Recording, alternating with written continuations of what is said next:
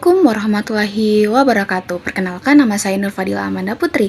Jadi di sini saya akan mereview atau menjelaskan mengenai materi geohistory sebagai ilmu bantu sejarah, yaitu yang pertama, geohistory sebagai ilmu bantu sejarah.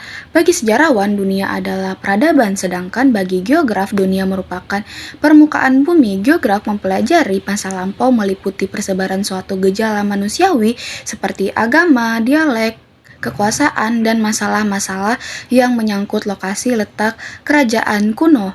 Pokok penelitian geografi kesejaraan adalah sejarah kegerejaan atau keagamaan, pemerintahan, sosial ekonomi, dan arkeologi daerah. Terdapat pendapat dari Arnold Toynbee, yaitu percaya bahwa peristiwa-peristiwa sejarah itu memiliki pola-polanya sendiri serta realitasnya sendiri yang sebenarnya cocok dengan pemikiran para sejarawan. Argumentasi Fisher juga dipaparkan menunjukkan bahwa sejarah itu berisikan rentetan kedaruratan yang tidak berpola, itu karena sejarawan itu sendiri yang membuatnya. Proses sejarah menurut Fernand Braudel, filsuf strukturalisme Prancis, meliputi satu, proses struktural geomakrohistoris, yang kedua, proses konjungtural mesohistoris meliputi dinamika struktur sosial ekonomi, dan yang ketiga, proses mikrohistoris, yaitu sejarah masa kini lebih banyak melibatkan keputusan politik. Yang kedua, iklim morfologi bumi dan posisi geografis diperlukan dalam sejarah. Ada 3 hal yang penting sebagai faktor geografi tersebut adalah yang pertama faktor posisi, kedua faktor iklim, dan yang ketiga yaitu faktor morfologi bumi. Ketiga faktor di atas tidaklah menjadikan penentu atau hal yang menentukan manusia menjadi agent of change, sebagaimana ilustrasi William L. Thomas bahwa sebuah benteng alam landscape sebagaimana adanya sekarang dalam sebuah negara telah banyak mengalami perubahan terus-menerus oleh kegiatan manusia di sepanjang masa.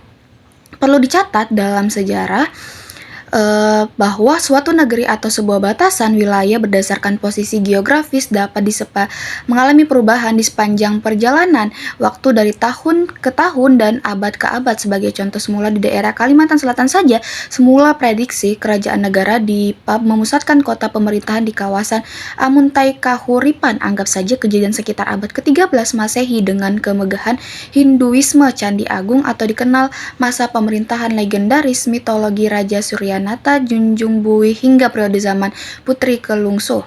Yang ketiga, hubungan geografis dengan ilmu sejarah dan IPS. Ilmu-ilmu bantu sejarah ini dalam arti luas meliputi sembarang ilmu sejauh ilmu ini dapat bermanfaat, seperti biologi lautan, teknik, antropologi fisik dan budaya, matematika, numismatik, ekonomi, filsafat, germanistik, dan seterusnya. Jadi menurut Preston James, sejarah dan ilmu yang tinggal tempat dan waktu menyajikan kerangka kerja yang di dalamnya dapat dijelaskan peranata manusia dan proses perubahan kebudayaan yang dapat ditelusuri. Dalam melihat IPS secara utuh dan kesatuan holistik, Dal Joni mengistilahkan segitiga waktu ruang hidup, di mana ia menyatakan bahwa dapat pula kita melihat keseluruhan IPS sebagai sarana pendidikan yang memaparkan manusia di dalam segitiga waktu ruang hidup sebagaimana dilakukan oleh studi sejarah membicarakan man in time, geografi membicarakan man in space, dan gabungan ekonomi, sosiologi, antropologi, tata negara membicarakan man in life. Jadi itu saja review dan penjelasan saya. Sekian, wassalamualaikum warahmatullahi wabarakatuh. Bye bye.